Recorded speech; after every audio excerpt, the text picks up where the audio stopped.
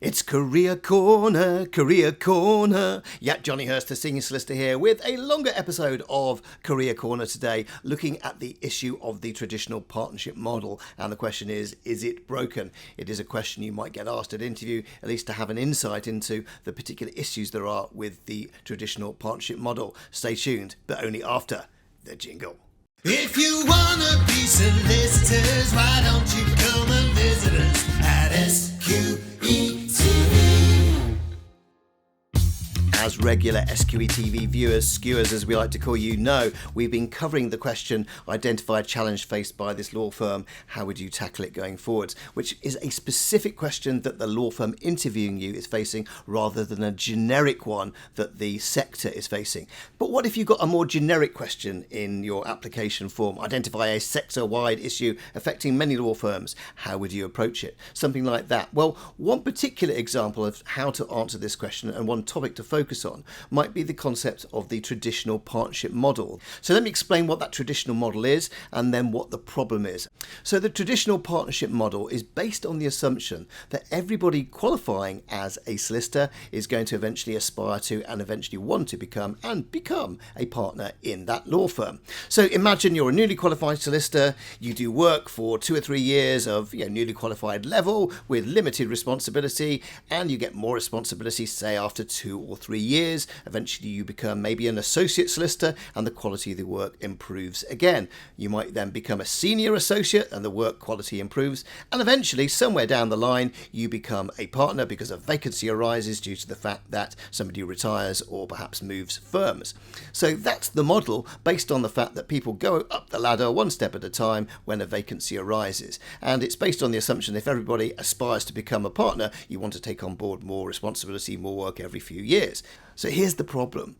There is a concept known as seat blocking. I don't like the term, but it was coined to me by a particular partner at a firm that I've known for a very, very long time. And what he said the partnership problem is, in terms of the traditional partnership problem, is that we have this concept of seat blockers, people who are very good at what they do, but maybe after 6 years they're quite happy continuing to do that work for perhaps the rest of their careers, earning the salary they do without taking on board more responsibility, any more level of difficulty of work. They're quite happy with the salary and the work-life balance. And this is particularly an issue post-COVID where candidates, newly qualified solicitors, often start off their life in practice with absolutely no intention of wanting to become a partner because in their view they want to avoid the additional hassle and responsibility. Is it worth all the additional salary and the kudos?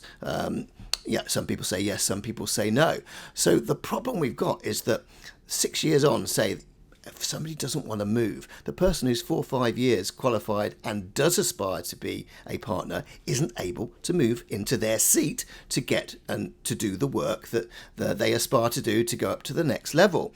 And if that work isn't available, how do you motivate those candidates, those newly qualified solicitors or 2 or 3 year qualified solicitors going up to the next level if the opportunity for that work isn't there to give to them? And the firm can't dismiss the people who are 6 years qualified who don't want to move on. They are all doing a great job in the vast majority of cases, so why would they want to move them on? Well, in some senses they do want to move them on, but it's very difficult from an employment law perspective, nor should they really be trying to move them on and exit them if they're doing a good job for the firm. So that's the problem. How do you get to develop candidates who aspire to partnership when the opportunity for the work that they want to do to go up to the next level isn't there because people are quite happy remaining in their seat, blocking the seat as it's called?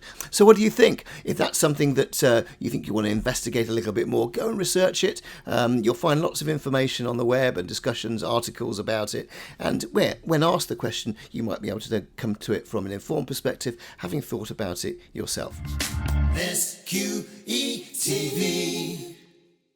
Anyway, if you like this content, please don't hesitate to like and subscribe to the channel so we can bring this content to as many people as possible. Not just career-focused stuff, but stuff focusing on the SQE to help you through those really challenging exams. And if you tap that notification bell, of course, you can get to see our videos as soon as they drop. In the meantime, as we always do when we finish an SQE TV video, we say, it's now time for the jingle.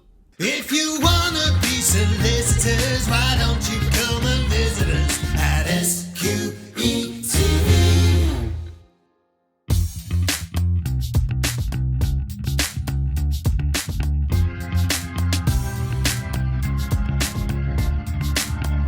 SQE